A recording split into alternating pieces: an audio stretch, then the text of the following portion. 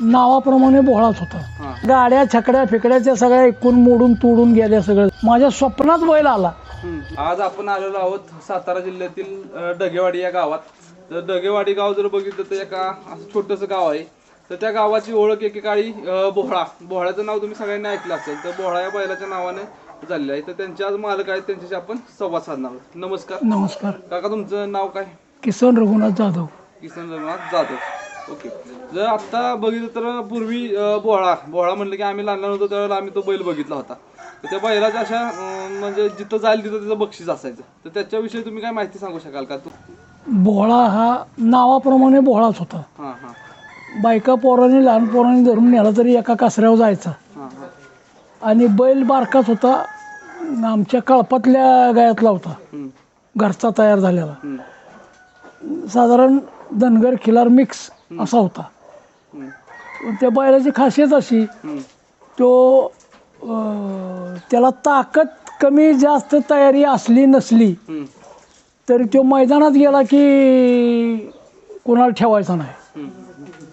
तो ज्या ज्या वेळी मैदानात गेला त्यावेळी अगदी चांगल्या गाडी झुपणाऱ्या सुद्धा गाड्या काय झुपल्या नाहीत. ओके. अशी बोहळ्याची ही होती. लगातार 5 वर्ष तडावळ्याचा प्रथम क्रमांक घेणारा बोळ्या बैल. लगातार जर वर्षी त्याला कुठनं कसा बी टाकू दे, लगातार 5 वर्ष. ओके. तो बैल आला की गावातली माणसं सुद्धा म्हणायची आज बोळ्याच नेणार 1 नंबर.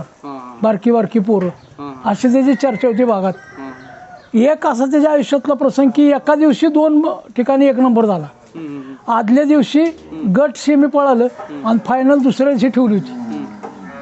ती फायनल घ्यायला गेलो आम्ही, फायनलला पळायला. तिथला 1 नंबर केला आणि माघारी येताना आम्हाला मैदान दिसलं. तिथं आम्ही गाडी नोंदवली. तिथं परत पळून आणि तिथला बी 1 नंबर घेतला. एका दिवशी 1 नंबरच्या 2 ढालीन 2 ठिकाणची बक्षिसं घेऊन घरी आला तो बोळ्या. आता जसं की तुम्ही बोहळ्यानं तुमचं भरपूर असं नाव केलं, बरोबर?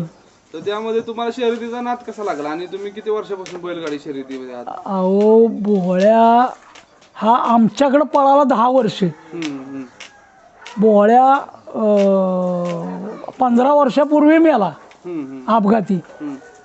म्हणजे 30 वर्षापासून आम्हाला नाद आहे बैलांचा शर्यतीचा. वर्षापासून तुम्हाला आणि आमच्याकडं घरी गायांचा कळप आहे 100 गायींचा. त्या ह्याच्यावर आम्ही बोळ्याचं जसं अपघाती निधन झालं तसं आम्ही बैल शर्यत बंद केली की आपल्याला तो नको. माणूस गेल्यागत गेला आमच्यातनं. म्हणजे तुमचं थोडक्यात घरातल्या माणसाप्रमाणे तो बोळा होता. अख्ख्या घराचा बॅलन्स गेला, ते घरातला एक घटकच गेला असं समजून. आम्ही ती बंद केलं सगळं.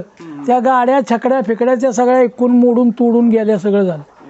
आणि परत 15 वर्षानं माझ्या स्वप्नात बैल आला पळणारा. आणि मला तसलाच बैल दिसला ओके. ओरिजिनल माणसात गेल्यावर, म्हणून मी तो सुंदर घेतला. ओके. म्हणजे आता जो तुमच्याकडे बैल जो आहे तो माझ्या स्वप्नात आलता. आणि स्वप्नातला बैल खरोखर समोर दिसला. म्हणून पाहिजे त्या पैशाला तो तुला पाहिजे ते घे पण ह्यो मला दे असं म्हणून तो सुंदर घेतला. आम्ही त्यानं पळू ना पळू आपला घरी बांधून सांभाळले एवढाच उद्योग केला त्याला. त्याला आम्ही जास्त नेत नाही, जास्त ताप देत नाही, तो बी आम्हाला ताप देत नाही. आमचा आहे बैल म्हणाय आम्ही सांभाळला. पण ज्यावेळी त्याला आम्ही मैदानात उतरवला सुंदरला, त्यावेळी सुंदरनं चांगल्या शर्यती केल्या. म्हणजे असं चॅलेंज देऊन त्यानं तो ओव्हरटेकचा बादशाह आहे. तो मागं पळाला तर पुढची गाडी ओव्हरटेक करणार का तर करणारच.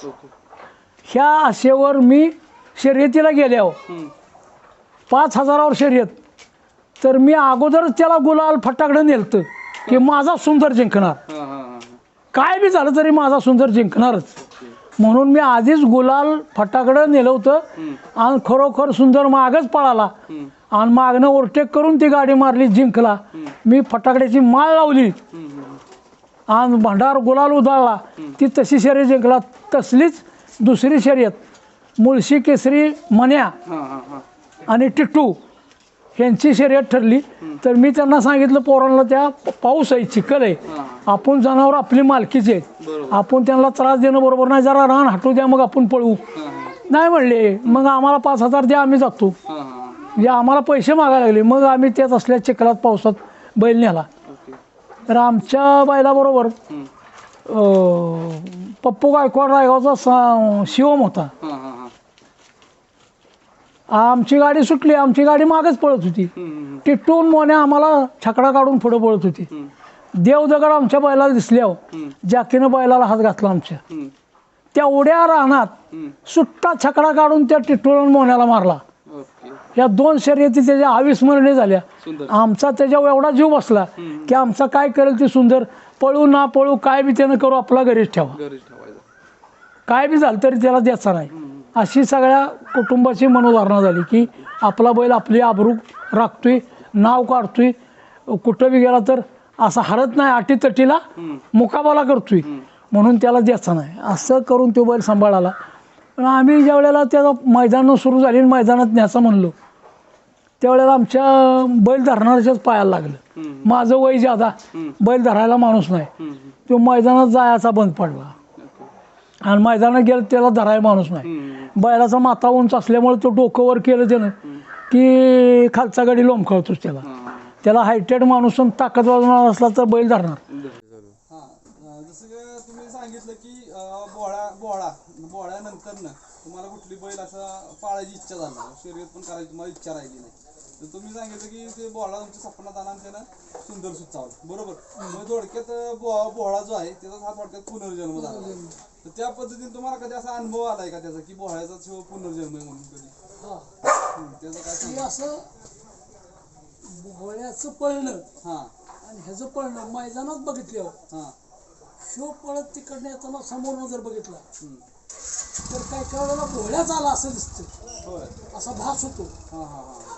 म्हणून त्याच्यात बोहळ्याचा अंश आहे अशी त्याची आमची खात्री झाली. म्हणून आम्ही त्याला आता देणार नाही की जो आमच्याकडनं गेल्यावर 25 वर्षानं पुन्हा माघारी दारात दिसतोय. बोहळ्याचं अस्तित्व तो पुन्हा दाखवतोय. सांगितलं की बोहळ्याचा पुनर्जन्म आपल्याकडे आता सुंदर आहे, बरोबर. आता आम्हाला एक अशी माहिती की बोहळ्याची अशा अविस्मरणीय लढत कुठली? बोहळ्याची अविस्मरणीय लढत मसूर. मसूरला 450 गाड्या पळायला होत्या. 8 एका वेळी गाड्या पळत होत्या. बोहळ्याची गाडी कडनं लागली. कडनं लागल्यावर गाडी बसली, पण त्या फेऱ्यात रामोसवाडीचा महाद्या, बुथचा बब्या, JP पाटील ओगलेवाडी आणि मदन पैलवान रेठे बुजुर्ग अशा गाड्या पळत होत्या. तारुक ती पण गाडी होती. त्यात बोहळ्याची गाडी बसली. सगळ्या गाड्या मारल्या बाकीच्या, पण मदन पैलवानी तक्रार केली रेठेच्या. ते म्हणले नाही माझी गाडी बसली. त्यावेळ पंचांनी सांगितलं तुमच्या 2च गाड्या परत पळवा, बाकीच्या मारल्यात तुम्ही, तुमच्या दोघात वाद आहे तर तुम्ही 2 गाड्या परत पळवा. मग त्याप्रमाणे 2 गाड्या परत सोडल्या आपापल्या फाटीतनं. त्यात बोहळ्यानं निकाल घेतला, त्यांची गाडी मारली. त्यावेळी मी सुद्धा तिथं मैदानात नाही. माझे सहकारी जे पोलीस जोडीदार होते त्यांनीच जाऊन बैल धरला की जाधव हवालदाराचा बैल आहे. तर ती लढत पुकारतानाच अशी चिडीचा फेरा पुकारला. जाधव हवालदार लिंब विरुद्ध मदन पैलवान रेठरे असा तो फेरा पळाला होता. त्यात जाधव हवालदार जिंकले म्हणल्यावर सगळ्या बंदोबस्ताला गेलेल्या पोलिसांनीच बैल धरला आणि बैल नेला आणि ते मैदान पोलिसांनी तिथनं मोर्चं पार पाडलं. त्यात बोहळ्यानं 1 नंबर केला तिथे. जी अविस्मरणीय लढत त्याची बोहळ्याची. अजून असं बोहळ्याच्या काय आठवणी सांगू शकता? बोहळ्याच्या लय आठवणी. बोहळ्यात जाईल तिथे 100 ठिकाणी बोहळ्या 1 नंबर. आता जर बघितलं ज्यावेळी बोहळ्याच्या आठवण अशी की बोहळ्या कळपातनं सोडून ज्यावेळी नेला लिंबात देवाच्या पाया पडायला, त्याच दिवशी त्याचा 1 नंबर झाला लिंबात. पहिल्या दिवशी जेव्हा मैदानात त्याला नेला, तो गावच्याच मैदानात नेला, तिथं तो कडनं पळाला पब्लिकच्या बाजूनं आणि तिथं 1 नंबर झाला लिंबात. ही त्याचं खास वैशिष्ट्य. गावच्या फडात 1 नंबर करून त्याच्या आयुष्याला सुरुवात झाली. क्षेत्रातला अनुभव आहे बैलांचा परी. आता नवीन नवीन येऊ पाहतात तर त्यांना असं अनुभवाची कमी पडते. तिथं तुम्ही काय सांगाल की वासरू घेताना कसं वासरू बघावं? वासरू घेताना वासराचे पाय चांगले पाहिजेत. त्याला तब्येत त्याची बांधा सुटसुटीत पाहिजे आणि त्याच्या डोळ्यात राग पाहिजे. राग त्याची तब्येत कमी जास्त असू दे पण त्याची त्या डोळ्यात राग पाहिजे.